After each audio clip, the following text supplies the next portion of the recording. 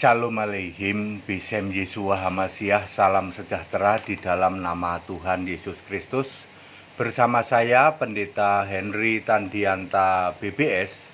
Kali ini saya akan membalas pertanyaan dari Pak Pendeta Yohanes Tewuh di Manado. Pak Jo Tewuh katanya, di Manado, Sulawesi Utara ya. Pak Yohanes Tewuh atau Jo Tewuh ini memberi pertanyaan 1 Korintus 15 ayat 24 ya. Dia fokuskan di Allah Bapanya itu loh ya. Jadi judul kita kali ini adalah Allah Bapa di 1 Kor 15 ayat 24. Bapak Ibu Saudara, termasuk Bapak Pendeta Jo Tewuh ya di Manado, Alkitab dengan sangat clear membedakan antara Bapa dengan Allah Bapa ya. Pak Jo Tewuh ya di Manado ya. Bapak kan pendeta juga ya. Udah tahu belum Pak bahwa Alkitab LAI itu membedakan antara Bapa dengan Allah Bapa? Beda. Kalau Pak Jo Tewuh kan Tritunggal, pasti juga aku membaptis engkau dalam nama Allah Bapa, Allah Anak, Allah Roh Kudus gitu kan? Ya. Iya Pak kan. Ya itu Tritunggal Pak, menandakan Bapak itu masih Tritunggal ya. Yang masih baptis begitu itu baptis Tritunggal terus pakai percik loh Pak. Nah, ya maksudnya dituang begini. Aku membaptis kamu dalam nama Allah Bapa pakai tangan gini gitu. Allah Bapa, Allah Anak, Allah Roh Kudus. Bapak pikir itu Bapa, Anak, Roh Kudus gitu kan? Nah, itu salahnya di situ ya. Oke, jadi Allah Bapa itu Pak beda dengan Bapa. Salah satu beda yang paling mencolok adalah Allah Bapa itu bisa bersuara, kalau Bapa nggak bisa. Allah Bapa itu bersifat kekal, kalau Bapa itu kiasan, tidak kekal. Nah itu bedanya di situ. Saya ulang, dua sifat utama ya membedakan Allah Bapa dengan Bapa adalah kalau Allah Bapa itu bisa bersuara, kalau Bapa tidak ya. Bapa di dalam Yohanes 5 ayat 37 kan suaranya pun tidak pernah kamu dengar ya. Terus yang membedakan lagi kekal yaitu kalau Allah Bapa itu Allah kekal yaitu, kalau Bapa itu Bapa kiasan gitu ya Pak ya. Baik, mari kita baca 1 Korintus 15 ya. Kita membaca mulai dari ayat 23 dulu ya Pak ya. 23, 24, 25, 26. 23, 24, 25, 26. 1 Korintus 15 ya. Bapak baca ya ayat 23, 24, 25, 26. Di ayat 23 itu menjelaskan urutan kebangkitan. Yang pertama adalah Kristus, berarti kebangkitan Yesus Kristus di dalam Yohanes 20 itu ya, yang minggu pagi-pagi itu ya, Yohanes pasal 20. Kemudian mereka yang menjadi miliknya saat kedatangannya, berarti 1 Tesalonika 4 ayat 16-17. Jadi urutan kebangkitan itu pertama Yesus sebagai yang sulung di dalam Yohanes pasal 20 tuh ya. Subuh pagi-pagi terus ketemu sama Maria Magdalena segala itu ya. Kemudian mereka yang jadi miliknya yang pada saat kedatangannya 1 Tesalonika 4 ayat 16-17 ya, pada saat sangkakala dibunyikan maka Allah akan datang di atas awan-awan itu ya. Itu ayat 23. Kemudian ayat 24. Kemudian tiba kesudahannya, yaitu bila mana ia ini siapa? Ia ini Yesus yang Kristus yang bangkit itu, bukan Yesus manusia, bukan Yesus manusia ya. Ia Yesus yang bangkit itu, yang Allah itu menyerahkan kerajaan kepada Allah Bapa. Tuh, menyerahkan kerajaan kepada Allah Bapa. Sesudah ia itu sesudah Kristus yang di surga, tepatnya ini sebenarnya anak domba ini ya. Anak domba yang membinasakan segala pemerintahan dan kekuasaan dan kekuasaan yang perang Armageddon di dalam Wahyu, kekuasaan dan kekuatan Wahyu 16 ayat 16. Saya ulang, 1 Korintus 15 ayat 24.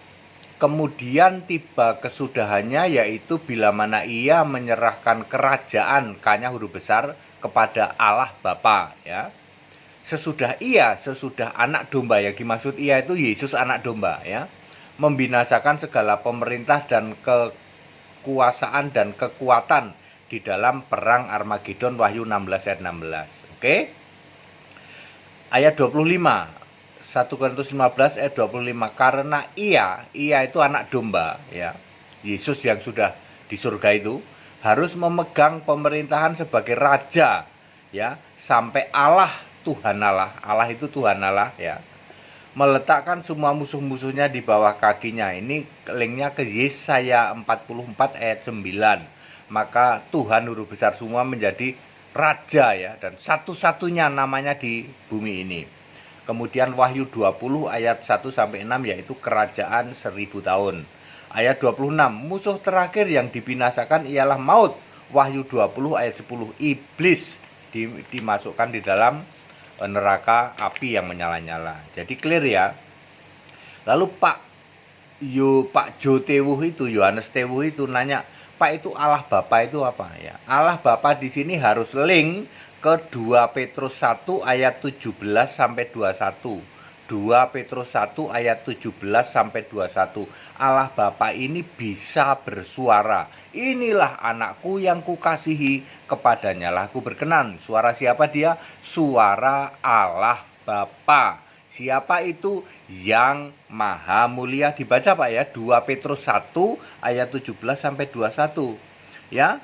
Siapakah yang Maha Mulia, yang Allah Bapa yang bisa bersuara itu? Di ayat 21. Di ayat 20 tidak boleh nubuatan ditafsir semaunya sendiri. Di ayat 21 Roh Kudus memberi dorongan kepada Petrus untuk memberitakan itu atas nama Allah, ya. Jadi Roh Kudus itulah yang ngasih tahu kepada Petrus, tuh loh, suara Allah Bapa yang Maha Mulia. Siapa dia? Roh Kudus bisa bersuara. Beda dengan Bapa. Kalau Bapa nggak bisa bersuara. Yohanes 5 ayat 37. Kalau Allah Bapa ini Anda samakan dengan Bapa, maka Anda menabrak Yohanes 5 ayat 37. Dan Bapa itu Bapa kiasan. Tentu saja menabrak, ya. Karena Bapa di sini harus Allah, ya. Kalau kita lihat di 1 Korintus 15 ayat 24, kemudian tiba kesudahannya, yaitu bila mana ia menyerahkan kerajaan kepada Allah Bapa, sesudah ia membinasakan segala pemerintahan, kekuatan, dan itu. Karena ia harus memegang pemerintahan sebagai raja sampai Allah. Tuh, Allah Bapa itu harus bersifat Allah, harus Allah. Lalu siapakah dia? Roh Kudus. Kalau Bapa kiasan kan udah finish. Di sini Yesus sudah anak domba. Jadi tidak mungkin ada Bapa kiasan di sini. Maka Allah Bapa itu adalah Roh Kudus. Apakah Roh Kudus itu Allah? Efesus 4 ayat 30. Roh Kudus Allah. Jadi clear, Pak Yohanes Tewuh, yang disebut Allah Bapa di dalam 1 Korintus 15 ayat 24 sama persis dengan Allah Bapa di dalam 2 Petrus 1 ayat 17 sampai 21. Tak lain dan tak bukan Roh Kudus. Roh Kudus Allah, dia bisa bersuara. Beda dengan Bapa kiasan yang tidak bisa bersuara. Suaranya pun tidak pernah kamu dengar, rupanya pun tidak pernah kamu lihat. Yohanes 5 ayat 37. Jadi clear, ya, Pak, ya. Bapak Yohanes Tewuh, Pak Jo Tewuh di Manado, jangan sampai Bapak gagal memahami. Dan sekarang Pak Jo Tewuh, ayo mengajarkan Allah Esa, jangan lagi Tritunggal, Pak, ya. Karena saya, Pendeta Hendy Tandianta, bisa menjawab apa saja pertanyaan Bapak tentang Allah Esa. Saya bisa jawab, Pak, apa saja, ya. Yang Tritunggal itu doktrin-doktrin Tritunggal itu saya mentahkan, Pak, dengan ayat-ayat Alkitab yang menunjukkan bahwa Allah itu esa, Yesus Kristus. Semua pertanyaan Anda yang Tritunggal itu ada bukunya, Pak. Namanya menginjil ke orang Nasrani, ke orang Kristen ya, Pak ya. Kristen karena kami harus menginjil ke Kristen kambing. Itu ada 90 pertanyaannya, salah satunya ya kayak gitu, Pak ya. Tritunggal tapi esa yang kayak gitu, Pak ya. Dicampur lagi dengan buku menginjil ke Kedar, itu juga sama, kurang lebih sama pertanyaannya. Jadi clear ya, Pak. Yohanes Tewuh, Pak Jo Tewuh di Manado, Pak Pendeta Jo Tewuh, saya sudah menjawab. Ayo Pak, segera tobat gitu. Jangan lagi beritakan Tritunggal, beritakanlah dari atas mimbar Yesus Kristus Allah yang benar. Allah itu esa, tidak ada Tritunggal kok esa, tidak ada ya. Pak Jo Tewuh ya, sudahlah Pak, berhentilah Tritunggal. Yesus sudah mengatakan cukup 2 hari. Waktumu sudah cukup, selama 2 hari kekristenan disesatkan dengan yang namanya Tritunggal. Ayo, ini muncul Pendeta Henry Tandianta yang secara konsisten memberitakan tentang Allah esa, Yesus Kristus. Dihujat, dicaci maki dengan dikatain sesat, dikatain gila, dikatain apapun juga, tetap nggak ngaruh, tetap jalan terus. Ya, ini Pak ya, ada Pendeta Henry Tandianta yang secara konsisten memberitakan tentang Allah esa, Yesus Kristus, menolak nyembah Bapa. Nah, kan fix kalau gitu Pak. Jadi Pak Jo Tewuh jangan ini Pak, jangan abu-abu. Ngotot misalnya, kami juga esa Pak, tapi Tritunggal, mana ada Tritunggal kok esa ya? Yang esa itu Yesus, yang esa itu Allah, yang esa itu Tuhan, tidak ada Tritunggal kok esa gitu. Ya, jangan mau jadi pendeta abu-abu Pak ya. Pak Jo Tewuh, Yohanes Tewuh gitu. Jangan mau jadi pendeta abu-abu. Jadilah pendeta yang benar, domba yaitu benar di mata Allah ya. Segala hormat kemuliaan untuk Yesus Allah yang benar. Yang mau ikut sekolah tinggi Alkitab silahkan dibuka sekarang angkatan 15 ya, bulan Juli itu angkatan 15. Silahkan Anda harus mengerti hal seperti ini ya.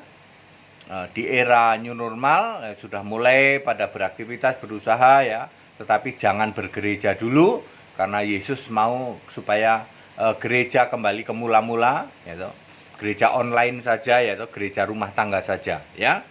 Ya, risikonya sangat besar kalau Anda bergereja fisik yaitu ngumpul sampai puluhan orang di atas 30 yaitu. Nanti Anda di rapid test, satu kena, satu gereja di ban. Maksudnya mau ke gereja malah dikarantina 2 minggu. Repot deh semuanya.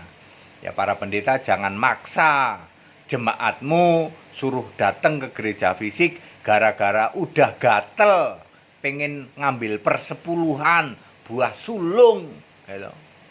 Udah lama nih nggak ngambil duit jemaat. Jangan korbankan jemaatmu ya. Termasuk Pak Jo Tewuh, Yohanes Tewuh di Manado. Pak, tetap siaran live saja. Perbaiki khotbahmu. Khotbahlah Allah esa, Yesus Kristus. Tritunggal nggak laku Pak. Tritunggal diketawain ya. Kembali ke Alkitab, Allah esa, Yesus Kristus. Tetap bersama saya Pendeta Henry Tandianta BPS. Haleluya, amin.